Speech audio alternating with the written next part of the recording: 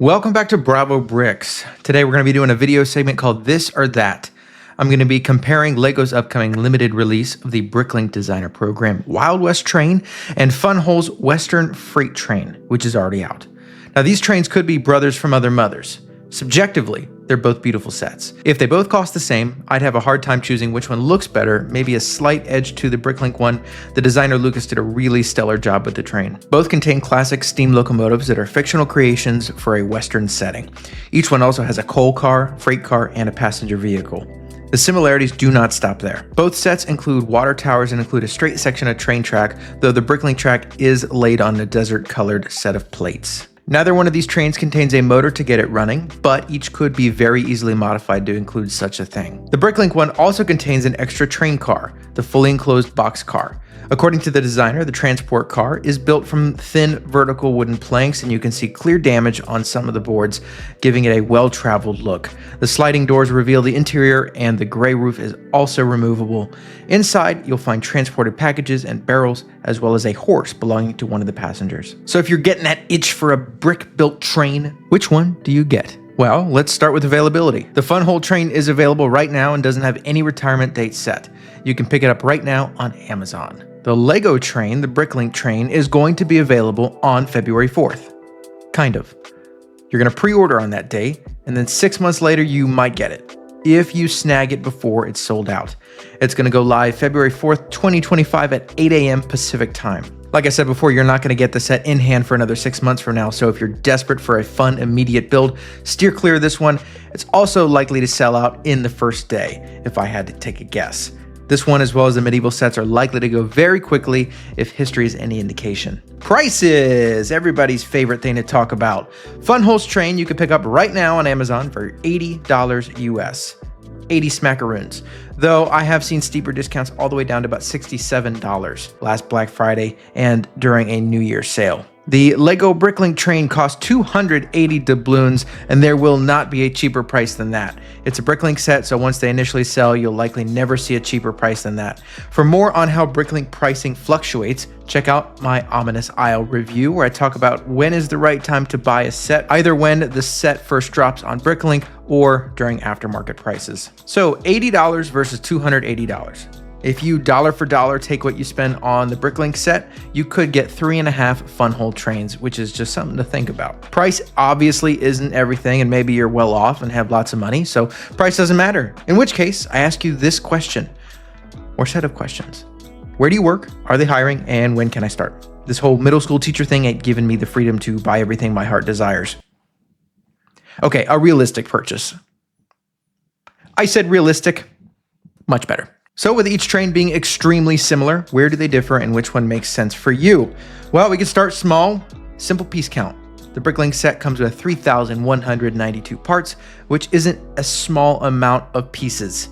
That's in line with the Tudor Corner, X-Men, X-Mansion, and Medieval Town Square. The FunWhole train comes with 1,524 pieces, which is in line in LEGO terms with the Dark Falcon, the Temple of the Golden Idol, and Optimus Prime. Piece count is not everything, as you know, so when it comes down to piece utilization and overall size, which one looks about right for you, only you can make that decision. But $80 versus $280, that's a pretty big difference. It's worth mentioning that the FunWhole train also comes with a light kit that is integrated into the instructions. When it comes to overall size, the Bricklink train is about 41 inches long, whereas the FunWhole train is only about 30 inches long. So LEGO is definitely offering a bigger set, but you are also paying more. As my wife reassures me, size is not everything. Hey, yo! Don't be weird about it. If you can't find the shelf space, then the smaller option is definitely better for you. Minifigures. Well, the Bricklink set does come with 12 minifigures, none of which have unique printing. Technically, FunWhole's train doesn't come with any minifigures at all. It does come with 6 figures, but not minifigures. Even though they are compatible with LEGO bricks,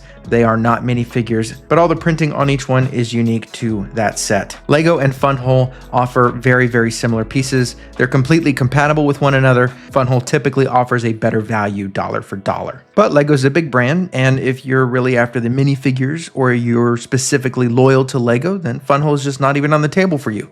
I would encourage you to look elsewhere because I think there's a lot of well-designed sets that exist on the market, especially right now.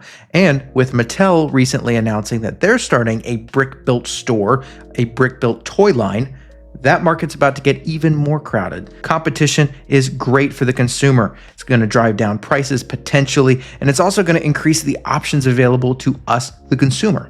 So if you see a company that's offering a brick-built set and you like it, who cares what name's on it? As I've mentioned many times in my videos before, I like Lego, I like Kobe, I like FunWhole. Recently, I'm looking at some other companies on Amazon, specifically looking at Fantasy, but we'll see what happens with that. The point is, other brands are offering a very good dollar for dollar competition for Lego, and they've also got some really stellar designs. Back to the trains. Since they're from the same Western theme, it could just come down to color preference for you. If you look at these two trains and you're like, all right, well, I like them both, so let's just choose the color I like. The Bricklink one is dominated by a darker red color that looks nice, and the FunWhole train is dominated by a lovely pine green color. After February 4th comes and goes, there's only going to be one of these trains available for retail value, and that is the cheaper, just as good looking, in my opinion, FunWhole train.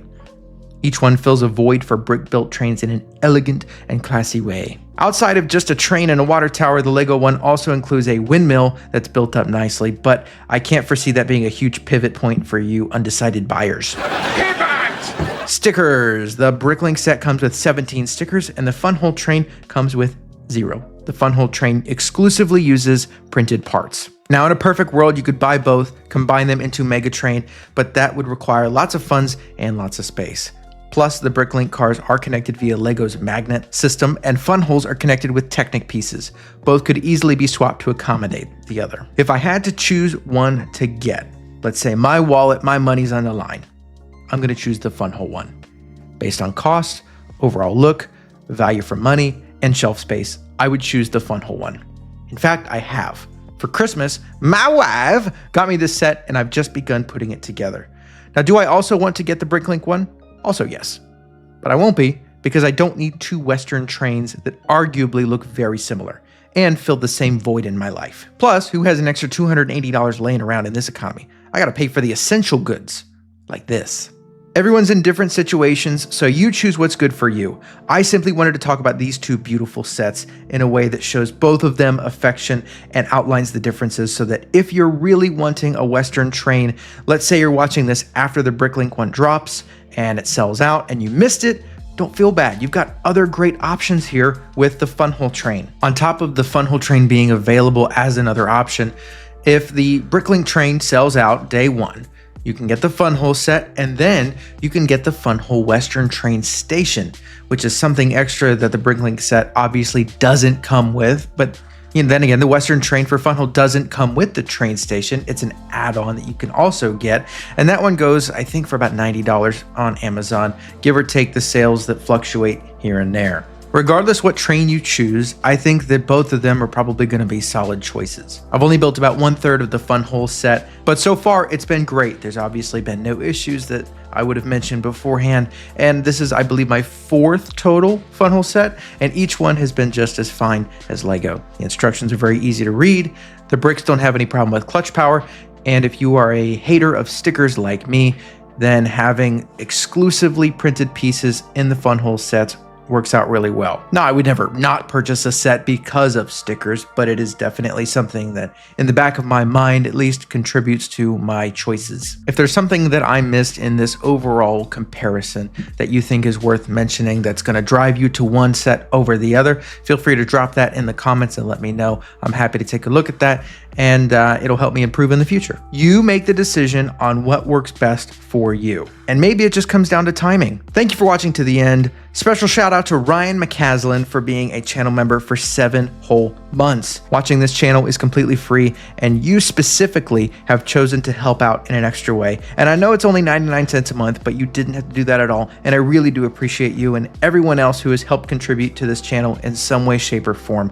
So thank you, everybody, especially thank you, Ryan. If you want to watch an early review of this Western train set by the Bricklink Designer Program, specifically by Lucas, you can head over to Racing Bricks YouTube channel. He's got a great video out that showcases the set in a really beautiful, nice, fanciful way. So go check him out if you can. Other than that, that's all I got for you. I'll see you next set. Bye-bye.